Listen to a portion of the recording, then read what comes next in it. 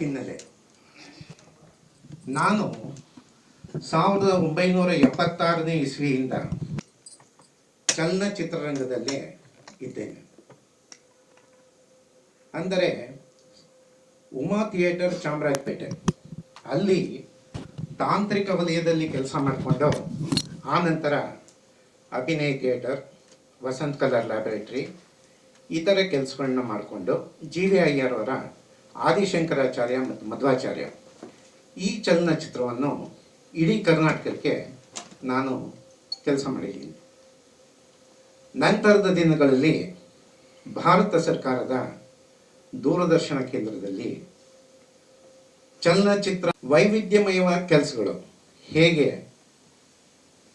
ಸಾಮಾಜಿಕ, ಧಾರ್ಮಿಕ, ಶೈಕ್ಷಣಿಕ, ಕ್ರೀಡೆ, ವರದಿ ಹಾಗೆ ಪ್ರತಿಯೊಂದು ವಿಭಾಗಗಳಲ್ಲೂ ಕೆಲಸ ಮಾಡಿಕೊಂಡು 32 ವರ್ಷಗಳನ್ನು ಮೀರಿ ನಾನು ಕೆಲಸ ಮಾಡಿದ್ದೀನಿ. ನಿವೃತ್ತಿಯ ನಂತರ ಮತ್ತೆ ಮರಳಿ ನನ್ನ ಪ್ರೀತಿಯ ಚಿತ್ರರಂಗಕ್ಕೆ ಬಂದಿದ್ದೇನೆ. ನಮ್ಮ ಮಾತೃಶ್ರೀ ವಿಷನ್ ಸಂಸ್ಥೆಯಿಂದ ಪ್ರತಿ ವರ್ಷ 2 ಚಿತ್ರಗಳನ್ನು ಮಾಡೋದಕ್ಕೆ ಪ್ರಯತ್ನ ಪಡೋದಕ್ಕೆ ನೋಡ್ತಾ ಇದ್ದೀನಿ. ಅದರಲ್ಲಿ ಒಂದು ಮನರಂಜನೆಯ ಜೊತೆಗೆ ಸಮಾಜದ ದೃಷ್ಟಿಯಿಂದ ಒಳ್ಳೆಯ ಸಂದೇಶವನ್ನು ಸಾರುವಂಥ ಚಲನಚಿತ್ರವನ್ನು ಮಾಡಬೇಕು ಅಂಥೇಳಿ ಅಂದ್ಕೊಂಡಿದ್ದೀನಿ. ಹಾಗಾಗಿ ಮುಂದುವರೆದುಕೊಂಡು ಬರ್ತಾ ಇದ್ದೀನಿ. ಮಾಯೆ ಆ್ಯಂಡ್ ಕಂಪನಿ ಈ ಚಿತ್ರ, ಇದರ ಬಗ್ಗೆ ನಮ್ಮ ನಿರ್ದೇಶಕರು ಮುಂದೆ ಮಾತಾಡ್ತಾರೆ. ಇದು ಎಂಥ ಸದಭಿರುಷ್ಟಿಯ ಚಿತ್ರ ಅಂದರೆ, ಇವತ್ತಿನ ಕಾಲಘಟ್ಟದಲ್ಲಿ ವಾಟ್ಸಪ್ ಇರ್ಬೋದು, ಫೇಸ್ಬುಕ್ ಇರ್ಬೋದು, ಜಾಲತಾಣಗಳಲ್ಲಿ ಏನೇ ಇರ್ಬೋದು, ಒಳಿತು ಕೆಡುಕುಗಳನ್ನು ವಿಶ್ಲೇಷಣೆ ಮಾಡಿ ಹೇಗೆ ಅದರಲ್ಲಿ ಸಿಕ್ಕಾಕೊಳ್ತಾರೆ, ಹೇಗೆ ತೊಂದರೆ ಅನುಭವಿಸ್ತಾರೆ ಅನ್ನೋದನ್ನು ಒಂದು ಸಂದೇಶವಾಗಿ ನಾವು ಕೊಟ್ಟಿದ್ದೀವಿ. ಇದು ಬಹಳ ಅತ್ಯುತ್ತಮವಾದ ಚಿತ್ರ ಅಂತ ನನ್ನ ಮನಸ್ಸಿಗೆ ನಾನು ಹೇಳ್ತಾ ಇದ್ದೆ. ಈ ಚಿತ್ರ ಇಲ್ಲಿಯವರೆಗೂ ಬರುವುದಕ್ಕೆ ಮೂಲ ಕಾರಣ ನಮ್ಮ ನಟರು, ನಟಿಯರು, ತಂತ್ರಜ್ಞರು ಎಲ್ಲರೂ ನನ್ನ ಹಿಂದೆ ಕೆಲಸ ಮಾಡಿದ್ದಾರೆ. ನಾನೊಬ್ಬ ನಿರ್ಮಾಪಕ ಅನ್ನೋದಕ್ಕಿಂತ ಹೆಚ್ಚಾಗಿ ಆ ಪದ ಬರಬೇಕು ಅಂದರೆ ನನ್ನ ಸಹ ನಿರ್ಮಾಪಕರು ನನ್ನ ಕೈ ಜೋಡಿಸಿದ್ದಾರೆ. ಆ ಕಾರಣದಿಂದ ನಾನು ನಿರ್ಮಾಪಕ ಆಗಿದ್ದೀನಿ ವಿನಃ ನಾನು ಒಬ್ಬ ಇಲ್ಲಿ ಕೆಲಸಗಾರ ಅಂತ ನಾನು ಹೇಳಕ್ಕೆ ಇಚ್ಛಪಡ್ತೀನಿ.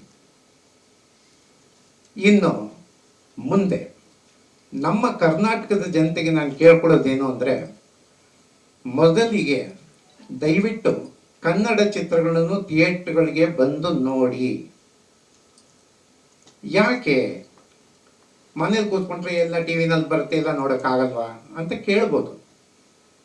ಆದರೆ ಅವಾಗ ಯಾರೋ ಒಬ್ಬರು ಅತಿಥಿ ಬರ್ತಾರೆ, ಬಾಗಿಲೇನೋ ಶಬ್ದ ಆಗುತ್ತೆ, ಇನ್ನೇನೋ ಶಬ್ದ ಆಗುತ್ತೆ, ಮನೇಲಿರೋ ತೊಂದರೆಗಳನ್ನೆಲ್ಲ ತಲೆಗೆ ಬರುತ್ತೆ, ಕತೆ ಅರ್ಥ ಆಗಲ್ಲ.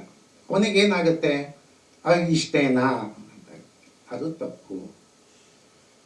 ಅದೇ ನೀವು ಚಿತ್ರಮಂದಿರಕ್ಕೆ ಬಂದು ನೋಡಿದ್ರೆ ಖಂಡಿತವಾಗಿ ಒಂದು ಆಳದವಾಗಿ ನೀವು ಅದನ್ನು ವಿಶ್ಲೇಷಣೆ ಮಾಡೋದಕ್ಕೂ ನಿಮ್ಗೆ ಅನುಕೂಲ ಆಗುತ್ತೆ. ತಪ್ಪು ಒಪ್ಪುಗಳನ್ನ ಕೇಳೋದಕ್ಕೂ ಆಗುತ್ತೆ, ನಾವು ತಿದ್ಕೊಳ್ಳೋದಕ್ಕೂ ಅದಕ್ಕೂ ಸರಿ ಹೊಂದುತ್ತೆ. ಇದನ್ನ ನನ್ನ ಮನದಾಳದ ಆಸೆ. ಇನ್ನು ಈ ನನ್ನ ಒಂದು ಮುಂದೆ ಏನು ಪಯಣ ಇದೆ ನಿರಂತರವಾಗಿ ನಡೀತಾ ಇರುತ್ತೆ. ಕನ್ನಡ ಚಿತ್ರೋದ್ಯಮದ ಮೂಲಕ ನನ್ನ ಕನ್ನಡ ಸೇವೆಯನ್ನು ನಾನು ಮಾಡ್ತಾ ಇರ್ತೀನಿ ಅನ್ನೋದನ್ನು ಹೇಳಿ ಮತ್ತೊಮ್ಮೆ ನನ್ನ ಪತ್ರಕರ್ತರಿಗೆ, ಮಾಧ್ಯಮದವರಿಗೆ, ಪ್ರತಿಯೊಬ್ಬರಿಗೂ ನನ್ನ ಧನ್ಯವಾದಗಳನ್ನು ಹೇಳಿ ಮುಗಿಸ್ತೇನೆ. ನಮಸ್ಕಾರ ಸರ್. ಈ 9 ಶುಕ್ರವಾರ, ಈ ಬರೋ 9ನೇ ತಾರೀಕು ರಿಲೀಸ್ ಆಗ್ತಾ ಇದೆ. ಹಾಂ, ಖಂಡಿತ ನಿಮ್ಮ ಒಳ್ಳೆಯ ಪ್ರಶ್ನೆ ಇದು. ನಾವು ಒಂದು ಚಿತ್ರವನ್ನು ಮಾಡುವಾಗ ನೀವು ಹೇಳಿದ್ದನ್ನೇ ನಾವು ಬೇಡ, 3-4 ಪಿಕ್ಚರ್ ಇದೆ ಹಾಕೋದು ಬೇಡ ಅಂದ್ಕೊಂಡು ಮುಂದೆ ಬಂದು ಕೊನೆಗೆ ಒಂದು ಹಂತಕ್ಕೆ ನಾವು ಬರಲೇಬೇಕಾಗುತ್ತೆ. ಈ ರೀತಿಯಾಗಿ ನಾವು 2 ವಾರ ಮುಂದಕ್ಕೆ ಹಾಕಿದ್ದೀವಿ. ನಾನು ಆಲ್ರೆಡಿ 19ನೇ ತಾರೀಕು ಹೋದ ತಿಂಗಳು ಅಂಥೇಳಿ ನಾನು ಸ್ಟಿಕ್ಕರ್ ಕೂಡ ಮಾಡಿಸ್ಬಿಟ್ಟಿದ್ದೆ. ಆದರೆ ಕೂಡ ಅಲ್ಲೇನಾಯಿತು ನೋಡಿ, ಮತ್ತೆ 9 ಪಿಕ್ಚರ್ ಬಂತು. 9 ಪಿಕ್ಚರಲ್ಲಿ ಸಾರ್ವಜನಿಕರು ಯಾವ ಪಿಕ್ಚರ್ ನೋಡ್ತಾರೆ, ಯಾವ್ದು ಬಿಡ್ತಾರೆ ಏನೂ ಗೊತ್ತಾಗಲ್ಲ. ಆಗಿರೋದ್ರಲ್ಲಿ ಒಂದು ಸಲಹೆ, ಇನ್ನೊಂದು ಹೆತ್ತೋರಿಗೆ ಹೆಗಣ ಮುದ್ದು ಅಂತ ಹೇಳ್ತಾರೆ. ಆದರೆ ನಮ್ಮ ಚಿತ್ರ ನಮ್ಮ ಒಂದು ಕಾನ್ಷಿಯಸ್ನಲ್ಲಿ ಎಷ್ಟು ಅತ್ಯುತ್ತಮವಾಗಿದೆ ಅಂತ ನಮ್ಮ ಹೃದಯ ಹೇಳುತ್ತೆ, ನಮ್ಮ ಮನಸ್ಸು ಹೇಳುತ್ತೆ. ಆ ಒಂದು ಧೈರ್ಯದಿಂದ ನುಗ್ಗುತ್ತಾ ಇರ್ತೀವಿ. ಇದು ಸಹಜ ಕ್ರಿಯೆ. ಆ ರೀತಿಯಲ್ಲೇ ನಾವು ಈ 9ನೇ ತಾರೀಕು ನಾನು ನಿನ್ನೆ ಉದಯವಾಣಿ ನೋಡಿದ್ದಾಗಲೂ ಕೂಡ 10 ಪಿಕ್ಚರ್ ಇತ್ತು, ಬೇರೆ ಬೇರೆ ಲ್ಯಾಂಗ್ವೇಜ್ಗಳೆಲ್ಲ ಸೇರಿ. ಆ 10ರಲ್ಲಿ 5 ಪಿಕ್ಚರು ಇದೆ. 5 ಪಿಕ್ಚರಲ್ಲಿ ಸ್ಟಾರ್ ಕ್ಯಾಸ್ಟ್. ಇನ್ನೊಂದು ಹೇಳೋದು ಅಂದರೆ, ಮುದ್ರಣ ಮಾಧ್ಯಮಕ್ಕೆ ನನಗೆ ಇವಾಗ ಅನುಭವಕ್ಕೆ ಬಂದಿರೋದು ನೋಡಿ, ಮೊನ್ನೆ 2ನೇ ತಾರೀಕು ಒಂದು ಚಲನಚಿತ್ರ ರಿಲೀಸ್ ಆಗಿದೆ. ಆದರೆ ಯಾವ ಥಿಯೇಟ್ರಲ್ಲಿದೆ ಅನ್ನೋದು ಅಲ್ಲಿಲ್ಲ. ಮುದ್ರಣ ಮಾಧ್ಯಮಕ್ಕೆ ಕೊಟ್ಟು ಏನು, ಇಂಥ ಥಿಯೇಟ್ರಲ್ಲಿ ಇಂಥ ಪಿಕ್ಚರ್ ಇದೆ ಅನ್ನೋದು ಕಣ್ಣಿಗೆ ಬೀಳಬೇಕು. ಏನಿಲ್ಲ, ಅದು PVRದು ಒಂದು ಗೋಡೌನ್ ಥರ ಒಂದಿಷ್ಟು. ಅದು ಹೇಗೆ ಒಂದು 50 ಮ್ಯಾಕ್ಸ್ ಅಂತೆ, ಇನ್ನೊಂದಂತೆ, ಮತ್ತೊಂದಂತೆ, ಇವೆಲ್ಲ ಇದೆ. ಆದರೆ ಥಿಯೇಟರ್ಸ್ಗಳಲ್ಲಿ ಯಾವ PVR, ಯಾವ ಮಾಲು, ಎಲ್ಲಿದೆ, ಏನೂ ಇರಲ್ಲ. ಇದು ಯಾವ ರೀತಿ ಅರ್ಥೈಸ್ಕೊಳ್ಳೋದು ಒಬ್ಬ ಸಾರ್ವಜನಿಕವಾಗಿ ನಾನು ಯೋಚನೆ ಮಾಡಿದಾಗ. ಅದು ಒಂದು. ಇನ್ನೊಂದು, ನಾನೇ ಹಂಚಿಕೆದಾರ, ಕುಲಕರ್ಣಿಯವರ ಡಿಸ್ಟ್ರಿಬ್ಯೂಷನ್ ಮುಖಾಂತರ ಮಾಡ್ತಾ ಇರೋದು. ನಾಳೆ ಬುಧವಾರದವರೆಗೂ ಕೂಡ PVRಲ್ಲಿ ಅಲ್ಲಿ ಯಾವ PVRಲ್ಲಿ ನಮ್ಮ ಚಿತ್ರ ಬರುತ್ತೆ ಅಂತೇಳಿ ಬುಧವಾರ ಬೆಳಗಿನ ಜಾವ ಅಥವಾ ಗುರುವಾರ ಬೆಳಗ್ಗೆ ಗೊತ್ತಾಗುತ್ತಂತೆ. ಅಂದರೆ ಇನ್ನು ಯಾವ ಮಟ್ಟಕ್ಕೆ ಸಾರ್ವಜನಿಕರಿಗೆ ನಾವು ತಿಳಿಸೋದು ಹೇಗೆ? ಡಿಜಿಟಲ್. ಅದು ಬಿಟ್ಟರೆ ಬೇರೆ ಏನಿಲ್ಲ. ಇವತ್ತು ಡಿಜಿಟಲ್ ಅಂದ್ರೆ ಅಂಗೈಲಿ ಅದ್ರ ಮುಖಾಂತರನೇ ತಿಳಿಸ್ಬೇಕು. ಅಪ್ಲೋಡ್ ಮಾಡಿದಾಗಲೇ ಗೊತ್ತಾಗಬೇಕಲ್ಲ ಸರ್. ಅದು ಏನಾಗುತ್ತೆ, PVR ಮಲ್ಟಿಪ್ಲೆಕ್ಸ್ ಅವರು ಬುಧವಾರ ಬೆಳಿಗ್ಗೆವರೆಗೆ ಹೇಳಂಗಿಲ್ಲ ಸರ್. ಅಲ್ಲ, ನೀವು UFOಗೆ ದುಡ್ಡು ಕಟ್ಟಿದಾಗ ಅದು ಮೆನ್ಷನ್ ಇಲ್ಲ, ಅದೇ ಮೆನ್ಷನ್ ಇಲ್ಲ ಸರ್. ಅದೇ ನಾವು 3-4 ಅದು ಓನ್ಲಿ ನಿಮಗೆ ಕ್ಲೌಡ್ಗೆ ಸ್ಟೋರೇಜ್. ಅಲ್ಲಿಂದ ಮುಂದೆ ನಿಮಗೆ ಯಾವ ಥಿಯೇಟ್ರಲ್ಲಿ ಹೇಳಿದ್ರೆ ನಾನು ಅದಕ್ಕೆ ಲೈಸೆನ್ಸ್ ಕೊಡ್ತೀನಿ ಅಷ್ಟೇ. ಇಂತಿಂಥ ಥಿಯೇಟ್ರ್ ಮಾತಾಡಲ್ಲ. ಅವನೇನು ಮಾಡ್ತಾರೆ, ಅವ್ನು ಕ್ಲೌಡ್ಗೆ ಏನು ಪೇಮೆಂಟ್ ಬೇಕೋ ಅವ್ರನ್ನ ತೊಗೊಳ್ತಾರೆ. ಅಫಿಷಿಯಲಾಗಿ ತೊಗೊಂಡ್ರೆ ಅದನ್ನು ಕಟ್ಟಿಸ್ಕೊಡ್ತಾರೆ, ಅಪ್ಲೋಡ್ ಮಾಡಿ ಸ್ಟೋರ್ ಮಾಡಿರ್ತಾರೆ. ನಮ್ಗೆ ಯಾವ ಥಿಯೇಟ್ರ್ ಬೇಕೋ, ಯಾವ ಥಿಯೇಟ್ರ್ಗಳು ಸಿಗುತ್ತೋ ಅದನ್ನು ಹೇಳಿದಾಗ ಅದಕ್ಕೆ ಯಾವ ಶೋಗೆ ಅಂತೇಳಿ ಲೈಸೆನ್ಸ್ ಕೊಡ್ತಾರೆ. ನನ್ನ ಅಂದಾಜು ನೋಡಿ ಸರ್, ಇವತ್ತು ಒಂದು 25ರಿಂದ 35 ಥಿಯೇಟ್ರ್ ಅಂತ ನಾವು ಅಂದ್ಕೊಂಡಿರೋದು. ಬುಧವಾರ ಈಗ ಸಿಗದೆ ಏನಿಲ್ಲ. ಅದೇ ಹೇಳ್ತೀನಿಲ್ಲ, PVR ಇನ್ನೊಂದು ಮತ್ತೊಂದು ಸಿಗದೆ ಏನಿಲ್ಲ. ಅದು ಯಾವ ಕ್ಷಣ ಬೇಕಾದರೂ ನಾವು ಎಂಟ್ರಿ ಮಾಡಿಕೊಂಡು ನಾನು ಮತ್ತೆ ನಾಳೆ ಫ್ರೈಡೇಗೆ ಮೊತ್ತನೇ ಕೊಡಬೇಕು. ಇಂದಿನಿಂದ ಪ್ರಾರಂಭ, ಇಂತಿಂಥ ಥಿಯೇಟ್ರ್ಗಳಲ್ಲಿ ಅಂತೇಳಿ ನಾನು ಕೊಡಬೇಕು. ಅದು ಫೈನಲ್. ಗುರುವಾರದವರೆಗೂ ನಮ್ಮ ಪಿಕ್ಚರ್, ಶುಕ್ರವಾರದಿಂದ ಸಾರ್ವಜನಿಕರ ಚಿತ್ರ ಅವ್ರಿಗೆ ದಾರಿ ಎಲ್ಲಿ ಕೊಡ್ತೀವಿ. ಅವ್ರ ಮುಖಾಂತರ ಮುಂದೆ ಈಚೆ ಪ್ರಸನ್ನ ಥಿಯೇಟರ್ ಕೊಟ್ಟಿದ್ದೀನಿ. ಪ್ರಸನ್ನ ಥಿಯೇಟರ್ಲಿ ಸಿಂಗಲ್ ಥಿಯೇಟರ್ ಮೇನ್ ಥಿಯೇಟರ್ ಇಲ್ಲ ಸರ್. ಅಲ್ಲಿ 2 ಶೋಸ್, ಮಾರ್ನಿಂಗ್ ಶೋ, ಮ್ಯಾಟ್ನಿ ಕೊಟ್ಟಿದ್ದೀನಿ. ನಾರ್ತ್ ಕರ್ನಾಟಕದಲ್ಲಿ ಒಂದು 6 ಥಿಯೇಟ್ರ್ ಸಿಕ್ಕಿದೆ. ಇನ್ನು ಮಿಕ್ಕಿದ್ದು ನೋಡಬೇಕು.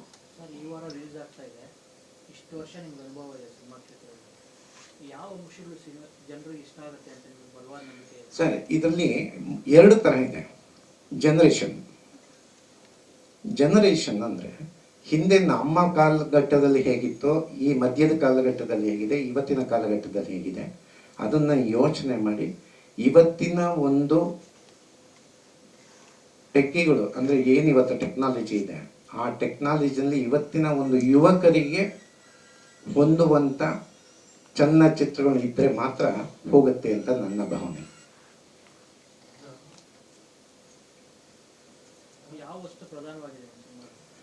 ಸರ್ ಇದು ಸೈಬರ್ ಅಂದರೆ cyber social crime drama, social ಮೀಡಿಯಾಗೆ ಸಂಬಂಧಪಟ್ಟಂಗೆ. ಅಂದರೆ ಇವತ್ತಿನ ಕಾಲಘಟ್ಟದಲ್ಲಿ ಹೇಗೆ ಕೆಡ್ತಾರೆ, ಏನು ತೊಂದರೆ ಆಗುತ್ತೆ, ಮುಂದೆ ಇದು ಮಾಡಬಾರ್ದು, ಸಿವಿಲ್ ಕೊಡ್ತಾರೆ ಡೂಸ್ ಡು ನಾಟ್ಸ್, ಏನು ಮಾಡಬೇಕು ಏನು ಮಾಡಬಾರ್ದು, ಎಷ್ಟಕ್ಕೆ ನಾವು ಅದನ್ನು ಉಪಯೋಗಿಸ್ಕೋಬೇಕು ಜಾಲತಾಣಗಳನ್ನ, ಅದು ಮೀರಿ ಹೋದರೆ ಮುಂದಿನ ಪರಿಣಾಮ ಏನಾಗುತ್ತೆ, ಇದನ್ನು ತೋರ್ಪಡಿಸುವಂಥ ಒಂದು ಚಿತ್ರವಾಗಿದೆ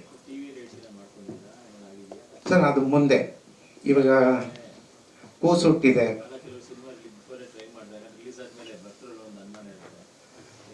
ನಾವು ಅದನ್ನ ಈಗ ಸದ್ಯಕ್ಕೆ ಮನಸ್ಸಿನಲ್ಲಿ ಏನೂ ಇಟ್ಕೊಂಡಿಲ್ಲ, ಮುಂದೆ ನೋಡೋಣ. ನಿಜ ನಿಜ ನಿಜ ಸತ್ಯವಾದ ಮಾತು. ನನ್ನ ಹತ್ರನೂ 100 ಸ್ಯಾಟಲೈಟ್ ರೈಟ್ಸ್ ನನ್ನ ಹತ್ರನೂ ಇದೆ, ನಾನು ಕಾಪಿ ರೈಟ್ಸ್ ಹೋಲ್ಡರು, ಈ ಸತ್ಯ ಅದು. ನಾನು ಉದಯ ಟಿ ವಿಗೆ ಬಿಗಿನಿಂಗಲ್ಲಿ ನಾನು ಕೊಟ್ಟಿದ್ದೆ, ಅದಾದ ನಂತರ ನಮ್ಮ ರಂಗನಾಥ್ ಅವ್ರಿಗೆ ಪಬ್ಲಿಕ್ ಟಿ ವಿಗೆ ಕೊಟ್ಟೆ. ಅದು ನಿರಂತರವಾಗಿ ನಡೀತಾ ಇರುತ್ತದು ಈಗಲೂ ಕೂಡ. ಹೀಗೆ ಮತ್ತೊಮ್ಮೆ ನನ್ನ ಆತ್ಮೀಯ ದೃಶ್ಯ ಮಾಧ್ಯಮದವರೆಗೂ, ಧ್ವನಿ ಮಾಧ್ಯಮದವರೆಗೂ ಮತ್ತು ಮುದ್ರಣ ಮಾಧ್ಯಮದವರೆಗೂ ಧನ್ಯವಾದಗಳನ್ನು ಹೇಳಿ ನಮಸ್ಕಾರ. ಸಿಸ್ಟರು ಹಂಗೆ ಡಿಸ್ಕಸ್ ಮಾಡುವಾಗ ಅವ್ರಿಗೊಂದು ಏನೋ ಇದು ಬೇಕಿತ್ತು, ಏನೋ ಮೇಕಪ್ ಆರ್ಟಿಸ್ಟ್ ಬೇಕಿತ್ತು. ಅವ್ರ ಮದುವೆ ಪ್ರಿಪ್ರೇಷನ್ಸ್ ನಡೀತಾ ಇತ್ತು, ಅವಾಗ ಅಲ್ಲಿ ಮೇಕಪ್ ಆರ್ಟಿಸ್ಟ್ ಬೇಕಿತ್ತು. ಸೊ ಅವ್ರೇನು ಮಾಡ್ತಾಯಿದ್ರು, ತುಂಬ ಜನ ಹುಡುಕ್ತಾ ಇದ್ರು, ಯಾರೂ ಸಿಗ್ತಾ ಇರಲಿಲ್ಲ. ಸೊ ಅವಾಗ ಅವರು ಅಲ್ಲೇ ಮಾತಾಡ್ಕೊಂಡಿದ್ದವ್ರು ಏನಂದರೆ, ಒಂದು ಸೋಷಿಯಲ್ ಮೀಡಿಯಾದಲ್ಲಿ ಒಂದು ಪೋಸ್ಟ್ ಹಾಕ್ತೀನಿ, ಮೇಕಪ್ ಆರ್ಟಿಸ್ಟ್ ಬೇಕು ಅಂತ ಹೇಳಿದಾಗ ಅದು ನನಗೆ ಆ ಒಂದು ಸೋಷಿಯಲ್ ಮೀಡಿಯಾದಲ್ಲಿ ಒಂದು ಪೋಸ್ಟ್ ಹಾಕ್ತೀನಿ ಅನ್ನೋ ಮಾತು ನನಗೆ ಸ್ಟ್ರೈಕ್ ಆಯಿತು. ಸೊ ಬರೀ ಒಂದು ಸೋಷಿಯಲ್ ಮೀಡಿಯಾದಿಂದ ಪೋಸ್ಟ್ ಹಾಕೋದ್ರಿಂದ ಇಡೀ ಸಿನಿಮಾನ ಹೇಳ್ಬೋದಲ್ಲ, ಒಂದು ಕತೆ ಹೇಳ್ಬೋದಲ್ಲ ಅಂತ ನನಗೆ ಅಲ್ಲಿಂದ ಯೋಚನೆ ಮಾಡ್ತಾ ಮಾಡ್ತಾ ಒಂದು ಕತೆ ಮಾಡಿಕೊಂಡು ರವಿ ಸರ್ಗೆ ಅಪ್ರೋಚ್ ಮಾಡಿದೆ. ಅವರು ತುಂಬ ಕತೆ ಇಷ್ಟಪಟ್ಬಿಟ್ಟು ಮಾಡೋಣ ಅಂತ ಶುರು ಮಾಡಿ ಇವತ್ತು ರಿಲೀಸ್ಗೆ ಬಂದಿದೆ ಸರ್. ನಾನು ಆಲ್ಮೋಸ್ಟ್ ಸಿನಿಮಾ ಶೂಟಿಂಗ್ ಶುರು ಮಾಡೋಕ್ಕಿಂತ ಮುಂಚೆ ಕತೆನ ಆಲ್ಮೋಸ್ಟ್ ಒಂದು 50 ಜನಗಾರು ಹೇಳಿರ್ತೀನಿ. ಸೊ ಅವ್ರಿಗೆ ಕತೆ ಹೇಳುವಾಗ ನಾನು ಅವ್ರದ್ದು ಫೇಸ್ ಎಕ್ಸ್ಪ್ರೆಷನ್ಸ್ ನೋಡ್ತಾ ಇದ್ದೆ. ಕತೆ ಹೇಳುವಾಗ ಆ ಕತೆ ಅವ್ರಿಗೆ ಇಂಟ್ರೆಸ್ಟಿಂಗ್ ಅನಿಸ್ತಾ ಇದೆಯೋ ಅಥವಾ ಅಲ್ಲಿ ಬರೋದು ಟ್ವಿಸ್ಟ್ಗಳು ಟರ್ನ್ಗಳು ಅವ್ರಿಗೆ ವರ್ಕ್ ಆಗ್ತಿದೆ ಅಂತ ಯೋಚನೆ ಮಾಡಿದಾಗ ಅಲ್ಲೆಲ್ಲ ಫೇಸ್ ಎಕ್ಸ್ಪ್ರೆಷನ್ಸ್ ಅವ್ರದ್ದು ಚೇಂಜ್ ಆಗ್ತಾ ಇತ್ತು. ಕಥೆಯಲ್ಲಿ ಪ್ರತಿ 20 ನಿಮಿಷಕ್ಕೆ ಒಂದು ಟರ್ನ್ ಬರ್ತಾ ಇದ್ದಾಗ ಅವ್ರ ಫೇಸಲ್ಲೂ ಒಂದು ಆಶ್ಚರ್ಯ ಇರ್ತಿತ್ತು, ಓ ಹಿಂಗ ಅಂತಂದು. ಅವರು ಹಿಂಗ ಮುಂದೆ ಹಿಂಗಾಗುತ್ತೆ ಅಂದಾಗ ಅದು ಬೇರೆ ಏನಾಗ್ತಾ ಇತ್ತು. ಸೊ ಅಲ್ಲೇ ನನಗೆ ಒಂದು ಕಾನ್ಫಿಡೆಂಟ್ ಬಂತು, ಈ ಕತೆ ವರ್ಕ್ ಆಗುತ್ತೆ, ಜನಕ್ಕೆ ಇಷ್ಟ ಆಗುತ್ತೆ ಅಂತ. ಸೊ ಮೇನ್ ಕತೆ ಬಂದ್ಬಿಟ್ಟು ಸರ್, ಒಂದು ಸೋಷಿಯಲ್ ಮೀಡಿಯಾದಿಂದ ಒಂದು ಪೋಸ್ಟ್ ಹಾಕ್ತಾರೆ. ಆ ಪೋಸ್ಟ್ ಇಲ್ಲಿ 3 ಜನದ ಲೈಫಲ್ಲಿ ಏನೆಲ್ಲ ತಿರುವುಗಳು ಸಿಗುತ್ತೆ ಅನ್ನೋದೇ ಈ ಒಂದು ಕಥೆಯ ಒನ್ಲೈನ್ ಸ್ಟೋರಿ ಸರ್ ಇದು. ಸೊ ಫಿಲ್ಮ್ ಎಲ್ಲ ಮುಗಿಸಿ ಫಸ್ಟ್ ಕಾಪಿನ ರವಿ ಸರ್ಗೂ ಮತ್ತು ಮೋಹನ್ ಸರ್ ನೋಡಿದ್ರು. ಅವ್ರು ಹೇಳಿದ್ ಒಂದೇ, ನಾವು ಈ ಸಿನಿಮಾ ಪ್ರೊಡ್ಯೂಸರು, ಈ ಸಿನಿಮಾ ಮುಂಚೆ ಈ ಕತೆ ಕೇಳಿದ್ವಿ, ದುಡ್ಡು ಹಾಕಿದ್ವಿ, ಅದೆಲ್ಲ ಬಿಟ್ಬಿಟ್ಟು ನಾವು ಈ ಸಿನಿಮಾನ ಒಬ್ಬ ಕಾಮನ್ ಆಡಿಯನ್ಸ್ ಆಗಿ ನೋಡಿದ್ವಿ ಸಂದೀಪ್. ನಾನು ನೋಡಿದಾಗ ನಮಗೆ ಸಿನಿಮಾ ಕನೆಕ್ಟ್ ಆಗ್ತಾ ಹೋಯ್ತು. ಎಸ್ಪೆಷಲಿ ಮಿಡಲ್ ಕ್ಲಾಸ್ ಫ್ಯಾಮಿಲಿ ಆಡಿಯನ್ಸಿಗೆ ಈ ಕತೆ ತುಂಬ ಕನೆಕ್ಟ್ ಆಗುತ್ತೆ. ಆಮೇಲೆ ಆಡಿಯನ್ಸಿಗೆ ಒಂದು ಮೆಸೇಜ್ ಇದೆ, ನಮಗೆ ಇದು ಈ ನಮ್ಮ ಬ್ಯಾನರಿಂದ ಈ ಥರದ್ದು ಒಂದು ಸಿನಿಮಾ ಕೊಡ್ತಿರೋ ಖುಷಿ ಇದೆ ಅಂತಂದ್ರು. ಸೊ ಅದು ಒಂದು ನನಗೆ ತುಂಬ ಖುಷಿ ಆಯಿತು, ನಮ್ಮ ಪ್ರೊಡ್ಯೂಸರ್ಸ್ ಆ ಥರ ಹೇಳಿದ್ರಿಂದ. ಸೊ ಜನಕ್ಕೂ ಆ ಫೀಲ್ ಕೊಡುತ್ತೆ ಅನ್ನೋ ನಂಬಿಕೆ ಮತ್ತು ಭರವಸೆ ಎರಡೂ ನಾನು ಕೊಡ್ತೀನಿ ಸರ್, ಒಬ್ಬ ನಿರ್ದೇಶಕನಾಗಿ. ಹೌದು ಸರ್. ಇದಕ್ಕೆ ಮುಂಚೆ ತಿಥಿಗೆ ಅಸೋಸಿಯೇಟ್ ಆಗಿ ವರ್ಕ್ ಮಾಡಿದ್ದೆ. ತಿಥಿಗೆ ಅಸೋಸಿಯೇಟ್ ಆಗಿ ವರ್ಕ್ ಮಾಡಿದಾಗ ಒಂದು ಸಿನಿಮಾ ಕತೆ ಮಾಡ್ಬೇಕಂದಾಗ ಇದು ಒಂದು ಕತೆ ಶುರುವಾಗಿತ್ತು ಸರ್.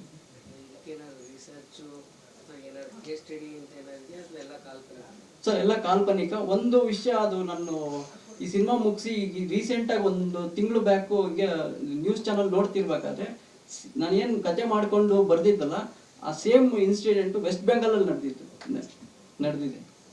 ಅಂದರೆ ಒಂದು ಸೋಷಿಯಲ್ ಮೀಡಿಯಾ ಪೋಸ್ಟಿಂದ ಏನೆಲ್ಲ ಆಗುತ್ತೆ ಅನ್ನೋದು ನನಗೆ ಸುಮ್ಮನೆ ನೋಡ್ತಾ ಇರೋದು. ನ್ಯೂಸಲ್ಲಿ ಬರ್ತಿರ್ಬೇಕಾದ್ರೆ ಈಗ 60 ಸೆಕೆಂಡ್ಸಲ್ಲಿ ಚಿಕ್ಕ ಇದು ಬರುತ್ತಲ್ವ, ಇದೇ ಇನ್ಸಿಡೆಂಟ್, ಸೇಮ್ ಇನ್ಸಿಡೆಂಟ್ ವೆಸ್ಟ್ ಬೆಂಗಾಲಲ್ಲಿ ನಡೆದಿದೆ ಸರ್. ನನ್ನ ಕ್ಯಾರೆಕ್ಟರ್ ಹೆಸರು ಇಂಚರ ಅಂತ. ಸೊ ಇದರಲ್ಲಿ ನಾನು IT ಎಂಪ್ಲಾಯ್ ಆಗಿರ್ತೀನಿ. ತುಂಬ ಸಿಂಪಲ್ ಲೈಫ್. ನನಗೆ ಅಜ್ಜಿ ಇರ್ತಾರೆ. ಸೊ ಅವ್ರಿಗೋಸ್ಕರ ನಾನು ಸೋಷಿಯಲ್ ಮೀಡಿಯಾಲಿ ಒಂದು ಪೋಸ್ಟ್ ಹಾಕ್ತೀನಿ. ಆ ಪೋಸ್ಟಿಂದ ಎಲ್ಲ ಕ್ಯಾರೆಕ್ಟರ್ಸಲ್ಲಿ ಹೇಗೆ ಟ್ವಿಸ್ಟ್ ಬರುತ್ತೆ ಅನ್ನೋದೇ ನನ್ನ ಕ್ಯಾರೆಕ್ಟರ್ ಇಲ್ಲಿ ಇಂಪಾರ್ಟೆಂಟ್. ಹೌದು. ಸೊ ನಾನು ಹಾಕೋ ಒಂದು ಪೋಸ್ಟಿಂದ ಎಷ್ಟು ಪ್ರಾಬ್ಲಮ್ಸ್ ಕ್ರಿಯೇಟ್ ಆಗುತ್ತೆ, ಎಷ್ಟು ಟ್ವಿಸ್ಟ್ ಆ್ಯಂಡ್ ಟರ್ನ್ಸ್ ಬರುತ್ತೆ ಅನ್ನೋದೇ ಈ ಕತೆ ಮೂಲಕ ಹೇಳ್ತೀವಿ. ಕೊನೆಯಲ್ಲಿ ಒಂದು ಮೆಸೇಜ್ ಥರ ಕೊಡೋದೇನೆಂದರೆ ಸೋಷಿಯಲ್ ಮೀಡಿಯಾ ಎಷ್ಟು ಎಕ್ಸ್ಟೆಂಟಲ್ಲಿ ಯೂಸ್ ಮಾಡಬೇಕು, ಅದು ಎಕ್ಸೆಸ್ ಯೂಸ್ ಆದರೆ ಅದರಿಂದ ಏನೇನು ಪ್ರಾಬ್ಲಮ್ಸ್ ಕ್ರಿಯೇಟ್ ಆಗುತ್ತೆ ಅನ್ನೋ ಒಂದು ಮೆಸೇಜ್ನ ನಾವು ಇದರಲ್ಲಿ ಕೊಡೋದಕ್ಕೆ ಇಷ್ಟಪಡ್ತಾ ಇದ್ವಿ. ಇದು ನನ್ನ ಫಸ್ಟ್ ಸಿನಿಮಾ. ಇದಕ್ಕೆ ಮುಂಚೆ ನಾನು ಸೀರಿಯಲಲ್ಲಿ ಮಾಡ್ತಾ ಇದ್ದೆ. ಸೊ ಸಿನಿಮಾ ಅಲ್ಲಿ ಇದು ಫಸ್ಟ್ ಟ್ರೈ. ಕಲರ್ಸ್ ಕನ್ನಡ ಅಲ್ಲಿ 3 ಗಂಟು ಅಂತ ಒಂದು ಸೀರಿಯಲ್ ಬರ್ತಾ ಇತ್ತು. ಸೊ ಆ ಸೀರಿಯಲಲ್ಲಿ ನೆಗೆಟಿವ್ ಕ್ಯಾರೆಕ್ಟರ್ ಇತ್ತು. ಆ ಸೀರಿಯಲಿಂದ ಸ್ಟಾರ್ಟ್ ಮಾಡಿ ನನ್ನ ಕೆರಿಯರ್. ಸರ್ ಯಶಸ್ವಿ ನಾನು ಒಂದೇ ಸೀರಿಯಲಲ್ಲಿ ಮಾಡಿದವರು. ಸೊ ಇವರು ಅಪ್ರೋಚ್ ಮಾಡಿದ್ರು ನನಗೆ, ಈ ಥರ ಒಂದು ಸ್ಟೋರಿ ಇದೆ, ನಾನು ಮಾಡ್ತಾ ಇದ್ದೀನಿ, ನೀನು ಡೈರೆಕ್ಟರ್ ಸರ್ ಹತ್ರ ಪ್ರೊಡ್ಯೂಸರ್ ಸರ್ ಹತ್ರ ಬಂದು ಮಾತಾಡು ಅಂತ. ಸೊ ನನಗೆ ಕತೆ ಕೇಳಿದಾಗ ತುಂಬ ಇಷ್ಟ ಆಯಿತು. ನನ್ನ ಡೆಬ್ಯೂ ಮೂವಿ ಒಂದು ವೇಟೇಜ್ ಇದೆ ಕ್ಯಾರೆಕ್ಟರ್ಗೆ ಅಂತ ಅನ್ನಿಸ್ತು. ಸೊ ಈ ಮೂವಿಗೆ ಒಪ್ಕೊಂಡು ನಾನು ಮಾಡೆಲಿಂಗ್ ಮಾಡ್ತೀನಿ. ಸೊ ರೀಸೆಂಟಾಗಿ ಮಿಸ್ ಗ್ಲೋಬ್ ವರ್ಲ್ಡಲ್ಲಿ ಇಂಡಿಯಾ ರನ್ನರ್ ಅಪ್ ನಾನು 2023 3 months back. Thank you. Hi, ಎಲ್ರಿಗೂ ನಮಸ್ತೆ. ನನ್ನ ಹೆಸರು ವಿಭಾ ಪ್ರಮೋದ್ ಅಂತ. ಆ್ಯಂಡ್ ಈ ಮೂವಿನಲ್ಲಿ ನಾನು ಮಾನ್ಸಿ ಅನ್ನೋ ಕ್ಯಾರೆಕ್ಟರ್ ಮಾಡ್ತಾ ಇದ್ದೀನಿ.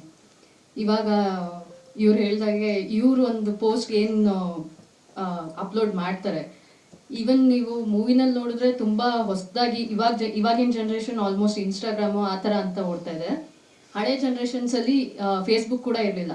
ಬಟ್ ಇವಾಗ ಈ ನಮ್ಮ ಮೂವಿ ಹಳೆ ಜನ್ರೇಷನು ಹೊಸ ಜನ್ರೇಷನು ಎಲ್ಲ ಕಂಪ್ಲೀಟ್ ಫುಲ್ ಫ್ಯಾಮಿಲಿ ನೋಡೋ ಅಂಥ ಒಂದು ಮೆಸೇಜು, ಎಲ್ರಿಗೂ ಅದು ರೀಚ್ ಆಗೋವಂಗೆ ಕನೆಕ್ಟ್ ಆಗೋವಂಗೆ ಇರೋ ಅಂಥ ಒಂದು ಮೆಸೇಜ್ ಕೊಡುತ್ತೆ. ಅವರೊಂದು ಪೋಸ್ಟು ಏನು ಮಾಡ್ತಾರೆ ಅದು ಅವ್ರ ತಲೆನಲ್ಲಿ ಏನಿರುತ್ತೆ ಅಥವಾ ಅದರಿಂದ ಬೇರೆಯವ್ರ ತಲೆನಲ್ಲಿ ಏನೇನು ದೃಷ್ಟಿಕೋನಗಳು ಓಡಬಹುದು ಅನ್ನೋ ಅಂಥದ್ದು ಒಂದು ಇಂಪಾರ್ಟೆಂಟ್ ಮೆಸೇಜ್ ಈ ಮೂವಿನಲ್ಲಿ ತೋರಿಸ್ತಾರೆ. ಆ್ಯಂಡ್ ಅದರಿಂದ ಒಂದೊಂದು ಪೋಸ್ಟಿಂದ ಯಾರ್ಯಾರಿಗೆ ಯಾವ್ಯಾವ ಲೈಫಲ್ಲಿ ಅವ್ರವ್ರ ಲೈಫಲ್ಲಿ ಏನೇನು ಥರ ಎಫೆಕ್ಟ್ ಆಗ್ಬೋದು ಅನ್ನೋದು ಪ್ರತಿಯೊಂದೂ ನಾನು ಫಸ್ಟ್ ಟೈಮ್ ಮೂವಿ ಅವರು ನಮಗೆ ನಿರ್ದೇಶಕರು ಕತೆ ಎಕ್ಸ್ಪ್ಲೇನ್ ಮಾಡಿದಾಗ ಯೂಶಲಿ ನಾವೊಂದು ಎಕ್ಸ್ಪೆಕ್ಟ್ ಮಾಡ್ತೀವಿ, ಟ್ವಿಸ್ಟ್ ನೆಕ್ಸ್ಟ್ ಹೇಗಿರುತ್ತೆ, ಇನ್ನೊಂದು ಹೇಗಿರುತ್ತೆ, ಓಕೆ ಇದಾದ್ಮೇಲೆ ಹೀಗಾಗ್ಬೋದು ಅಂತೆಲ್ಲ ಎಕ್ಸ್ಪೆಕ್ಟ್ ಮಾಡ್ತೀವಿ. ಬಟ್ ನಾನು ಕತೆ ಕೇಳಬೇಕಾದ್ರೆ ನನಗೆ ಶಾಕಿಂಗ್ ಆಗಿತ್ತು. ಒಂದು 15 minutes 10 ನಿಮಿಷ ಒಂದೊಂದು ಸ್ವಲ್ಪ ಹೊತ್ತು ಆದಮೇಲೆ ಓಕೆ ಹೀಗಾಗ್ಬೋದು ಅಂದರೆ ಅದರಿಂದ, ಬಟ್ ನಾವು ಅದು ಅನ್ಎಕ್ಸ್ಪೆಕ್ಟೆಡ್ ಆಗಿದೆ ಟ್ವಿಸ್ಟ್ಸು. ಸೊ ಇದು ನೀವೇ ನಿಮ್ಮ ತಲೆಯಿಂದ ಅಥವಾ ಯಾರೇ ಮೂವಿ ನೋಡೋಕೆ ಬಂದ್ರೂ ಏನೇ ಒಂದು ಎಕ್ಸ್ಪೆಕ್ಟೇಷನ್ ಇಲ್ಲದೆ ಲೈಕ್ ಏನು ಕತೆ ಇರ್ಬೋದು ಅಂತ ತಿಳ್ಕೊಳಕ್ ಬಂದರೆ ಅವ್ರಿಗೆ ಅದು ತುಂಬ ಇಷ್ಟ ಆಗುತ್ತೆ ಮೂವಿ ಅನ್ನೋದು ನನ್ನ ಅಭಿಪ್ರಾಯ. ಇದರಲ್ಲಿ ನಂದು ಮತ್ತೆ ಇಂಚರದ ಇದು ಹೆಂಗಂದ್ರೆ 4 ಮುಖ್ಯ ಪಾತ್ರಗಳಿದಾವೆ. 4 ಮುಖ್ಯ ಪಾತ್ರಗಳು ಅವ್ರದ್ದು ಒಂದ್ ಪೋಸ್ಟ್ ಸೆಂಟರಲ್ಲಿದ್ರೆ ಅವ್ರ ಲೈಫಲ್ಲಿ ಏನೇನೆಲ್ಲ ಅದರಿಂದ ಎಫೆಕ್ಟ್ ಆಗುತ್ತೆ, ಅವ್ರವ್ರು ಮತ್ತೆ ಅದರಲ್ಲಿ ಅವ್ರವ್ರು ಚೂಸ್ ಮಾಡೋದು, ಅವ್ರವ್ರು ಏನ್ ಹೇಳ್ತಾರೆ ಅದಕ್ಕೆ ಮಾನಸಿಕ ಪ್ರಜ್ಞೆ ಮತ್ತೆ ಅವ್ರ ಚಾಯ್ಸಸ್ ಹೇಗೆ ಇಂಪಾರ್ಟೆಂಟ್ ಆಗುತ್ತೆ ಲೈಫಲ್ಲಿ. ಪ್ರತಿಯೊಂದು ಸಣ್ಣ ಪುಟ್ಟ ಚಾಯ್ಸಸ್ ಹೇಗೆ ಅವ್ರದ್ರಲ್ಲಿ ದೊಡ್ಡ ಇಂಪ್ಯಾಕ್ಟ್ ಮಾಡುತ್ತೆ ಲೈಫಲ್ಲಿ ಅನ್ನೋದು ಈ ಮೂವಿನಲ್ಲಿ ನೀಟಾಗಿ ತೋರಿಸಿದ್ದಾರೆ. ಹಾ, ನಾನು ಇದಕ್ಕೂ ಮುಂಚೆ ಸೀರಿಯಲ್ಸ್ ಅಲ್ಲಿ ಮಾಡಿದ್ದೀನಿ. ಇವ್ರು ಹೇಳ್ದಾಗ ನಾನು ಅವಳು ಒಂದೇ ಸೀರಿಯಲಿಂದ ಸ್ಟಾರ್ಟ್ ಮಾಡಿದ್ದು 3 ಗಂಟು ಅಂತ. ಅದು ಬಿಟ್ಟರೆ ನೆಕ್ಸ್ಟ್ ನಾನು ಕನ್ನಡತಿ, ನಮ್ಮನೆಯವ್ರ ರಾಣಿ ಅದರಲ್ಲೆಲ್ಲ ಮಾಡಿದ್ದೀನಿ. ಸಣ್ಣ ಪಾತ್ರದಲ್ಲಿ ಸ್ಟಾರ್ಟ್ ಮಾಡಿದ್ದೀನಿ. ಇದು ನನ್ನ ಮೊದಲನೇ ಮೂವಿ. ಇದಾದ್ಮೇಲೆ ಇನ್ನೂ ಒಂದು ಮೂವಿನಲ್ಲಿ ಕೂಡ ಮಾಡಿದ್ದೀನಿ, ಅದರಲ್ಲಿ ಫ್ರೆಂಡ್ ಪಾತ್ರವಾಗಿ ಮಾಡಿದ್ದೀನಿ. ಈ ಸಿನಿಮಾ ನಾವು ಆ್ಯಕ್ಚುಲಿ ಒಂದು 2 months ಹಿಂದೆ ರಿಲೀಸ್ ಮಾಡ್ಬೇಕಂತೇಳಿ ನಮ್ಮ ನಿರ್ಮಾಪಕರು ರೆಡಿಯಾಗಿದ್ದರು. ನೀವು ಹೇಳೋದಾಗೆ UFO ಕ್ಯೂಬ್ ಎಲ್ಲ ಅವಾಗೆ ಡೌನ್ಲೋಡ್ ಮಾಡ್ಕೊಂಡು ಬಂದ್ರವರೆಲ್ಲ. ಇವರು ನಾವು ಹೇಳ್ದಂಗೆಲ್ಲ ಕೇಳಿದ್ರು ಅವರು, ಸರ್ ಫ್ರೀ ವೀಕ್ದಾಗ ಮಾಡೋನು ಅಂತೇಳಿ ಒಂದು ಡೇಟ್ ಡಿಸೈಡ್ ಮಾಡಿದ್ವಿ. ಅವಾಗೂ 4 ವಾರ ಪಿಕ್ಚರ್ ಬಂದು ಮತ್ತೆ ಹಂಗೆ ಕಂಟಿನ್ಯೂ ಬಂತು. ಹೋದ ರಿಲೀಸ್ ಮಾಡ್ಬೇಕಂತ ಪ್ಲ್ಯಾನ್ ಮಾಡಿದ್ದೆವು, ಎಲ್ಲ ಡಿಕ್ಲೇರ್ ಮಾಡಿದ್ದೆವು 19ಕ್ಕೆ. ಅವಾಗೂ ಕೂಡ 6 ಪಿಕ್ಚರ್ ಬಂದಿರೋದು, ಅವಾಗೂ ಕ್ಯಾನ್ಸಲ್ ಮಾಡಿದ್ದೇವೆ. ಇನ್ನು ಕೊನೆಗೆ ಅದು ಎಷ್ಟು ದಿನ ಅಂತ ಹಾಗೆ ಇಡ್ತೀರಾ ಅಂತೇಳಿ ಈ ವಾರ 9ನೇದು ಯಾವುದೂ ಪಿಕ್ಚರ್ ಇಲ್ಲ ಸರ್ ಮಾಡಿಬಿಡೋಣ ಅಂತೇಳಿ ನಾವು ಡಿಸೈಡ್ ಮಾಡಿ 9ಕ್ಕೆ ಪ್ರಸನ್ನ ಥಿಯೇಟ್ರಿಗೆ ಹೋಗಿ ನಾವು ಫಿಕ್ಸ್ ಮಾಡಿದ್ವಿ. ಯಾಕಂದರೆ ಈಗ ಏನಾಗಿದೆ ಪರಿಸ್ಥಿತಿ ಸಿನಿಮಾಗಳಂದರೆ ನಾವು ಬಿಫೋರ್ ಯಾವುದೇ ಥಿಯೇಟ್ರು ಹಾಕೋಂಗಿಲ್ಲ. ಈಗ ಮೊದಲಿಗೆ ನಾವು ಇಂಥ ದಿನ ಡಿಕ್ಲೇರ್ ಮಾಡ್ಬೇಕಂದ್ರೆ ಥಿಯೇಟ್ರ್ ನಾವು ಅಡ್ವಾನ್ಸ್ ಕೊಟ್ಟರೆ ಮಾತ್ರ ಥಿಯೇಟ್ರ್ ಹಾಕೋಬೋದು. ನಾವು ಬೇರೆ BC ಸೆಂಟರ್ ಸಿಗುತ್ತೆ, ಮೇನ್ ಸೆಂಟ್ರ್ ಯಾವುದು ಸಿಗಲ್ಲ. ನಾವು ಥಿಯೇಟ್ರ್ ಡಿಕ್ಲೇರ್ ಮಾಡಲಿ ಅಂದರೆ ನಮ್ಮ ಮೇನ್ ಸೆಂಟ್ರ್ ಸಿಗಲ್ಲ. ಈ ಒಂದು ಒದ್ದಾಟದ ಮಧ್ಯೆ ಕೊನೆಗೆ ನಾವು 9ನೇ ತಾರೀಕಿಗೆ ಪ್ರಸನ್ನ ಥಿಯೇಟ್ರಿಗೆ ನಾವು ರಿಲೀಸ್ ಮಾಡಿ ಅಂತೇಳಿ ಕನ್ಫರ್ಮ್ ಮಾಡಿದೆವು. ಬಟ್ ನಾವು ಮಾಡುವಾಗ ಅವಾಗ ಯಾವ ಪಿಕ್ಚರು ಇರಲಿಲ್ಲ. ಬಟ್ 5-6 ಪಿಕ್ಚರ್ ಇದೆ. ಈಗಾಗಲೇ ಒಂದು 30-35 ಸೆಂಟರ್ ಮಾಡಬೇಕಂತ ಪ್ಲ್ಯಾನ್ ಮಾಡಿದ್ದೇವೆ. ಉತ್ತರ ಕರ್ನಾಟಕದಲ್ಲಿ ಒಂದು 10-15 ಸೆಂಟರ್ ಕನ್ಫರ್ಮ್ ಮಾಡಿದ್ದೇವೆ. ಇಲ್ಲಿ ಪ್ರಸನ್ನ ಮಾಡಿದ್ದೇವೆ. ಇವತ್ತು PVR ಮಲ್ಟಿಪ್ಲೆಕ್ಸ್ ಏನು ಸಮಸ್ಯೆ ಅಂದರೆ ಅವರು ಬುಧವಾರವರೆಗೆ ಫೋನೇ ರಿಸೀವ್ ಮಾಡಲ್ಲ ನಮ್ದೆಲ್ಲ. ಬುಧವಾರ 12 ಗಂಟೆ ನಂತರ ನಮ್ಮ ಫೋನ್ ರಿಸೀವ್ ಮಾಡ್ತಾರೆ. 50 ಬಾರಿ ಕಾಲ್ ಮಾಡಿದ್ರು ನಮ್ಗೆ ರಿಸೀವ್ ಮಾಡಲ್ಲ ಅವರು. ಅವಾಗ ನಾವು ಬುಧವಾರ ಮಧ್ಯಾಹ್ನ 2 ಗಂಟೆಗೆ ಸರ್ ಹೇಳಿ ಸರ್ ಅಂತ ಫೋನ್ ಮಾಡ್ತಾರೆ. ಸರ್ ನಮ್ಮದು ಮಾಯ ಆ್ಯಂಡ್ ಕಂಪ್ನಿ ರಿಲೀಸ್ ಇದೆ, ಯಾವಾಗ ಕೊಡ್ತೀರಾ ಸರ್? ನೀವು ನಾಳೆ ಬೆಳಿಗ್ಗೆ 10:00 ತನಕ ವೇಟ್ ಮಾಡಿ ಅಂತ ಹೇಳ್ತಾರೆ. ಗುರುವಾರ ಬೆಳಿಗ್ಗೆ 10:00 ನಮ್ಗೆ ಡಿಕ್ಲೇರ್ ಮಾಡ್ತಾರೆ. ಇಲ್ಲಿ ನಾವು ಕೇಳ್ತಿರ್ತಾರೆ ಸರ್ ಉದಯವಾಣಿಗೆ ಹಾಕ್ಬೇಕು, ನಾವು ಉದಯವಾಣಿಗೆ ಹಾಕಬೇಕು, ಯಾವ ಕೊಡಿ ಪ್ರೊಡ್ಯೂಸರ್ ಕೇಳ್ತಿರ್ತಾರೆ. ನಾವು ಏನು ಕೊಡ್ಬೇಕು, ನಮ್ದು ಇನ್ನೂ ಡಿಕ್ಲೇರ್ ಆಗಿರಲ್ಲ. ಅವ್ರು ಕೊಡೋದು ನಮಗೆ 2-2:30 ಗುರುವಾರ ಡಿಕ್ಲೇರ್ ಮಾಡ್ತಾರೆ. ಇಂಥದ್ದು ಅನೇಕ ಸಮಸ್ಯೆಗಳು. ಅದಕ್ಕೆ ನಾವು ಏನು ಮಾಡ್ತೀವಿ, ಮಲ್ಟಿಪ್ಲೆಕ್ಸಲ್ಲಿ ಸುಮ್ಮನೆ ಎಲ್ಲ ಹಾಕಿಬಿಡ್ತೇವೆ, ನಿರ್ವಹ ಇಲ್ಲ. ಯಾವುದು ಮಲ್ಟಿಪ್ಲೆಕ್ಸ್ ಎಲ್ಲ ಹಾಕಿಬಿಡ್ತೇವೆ, PVR, ಕೋರಮಂಗಲ ಅದು ಎಲ್ಲ ಹಾಕಿಬಿಡ್ತೇವೆ. ಕನ್ಫರ್ಮ್ ಇರಲ್ಲ ನಮಗೆ. ಆಮೇಲೆ ಅದು ನಮ್ಮದು ಬುಕ್ ಮೈ ಶೋದಲ್ಲಿ ಇರುತ್ತೆ. ಬುಕ್ ಮೈ ಶೋದಲ್ಲಿ ಯಾವ್ದು ಬರುತ್ತೆ ಅದರಲ್ಲಿ ನೋಡಿ ಜನ ಬರ್ತಾರೆ. ಮೈ ಆ್ಯಂಡ್ ಕಂಪ್ನಿ ಒಂದು ಒಳ್ಳೆಯ ಸಿನಿಮಾ. ತಮ್ಮ ಪತ್ರಕರ್ತರ ಸಹಕಾರ ಇರಲಿ ಅಂತ ಹೇಳಿ ನಾನು 2 ಮಾತು ಮುಗಿಸ್ತೀನಿ.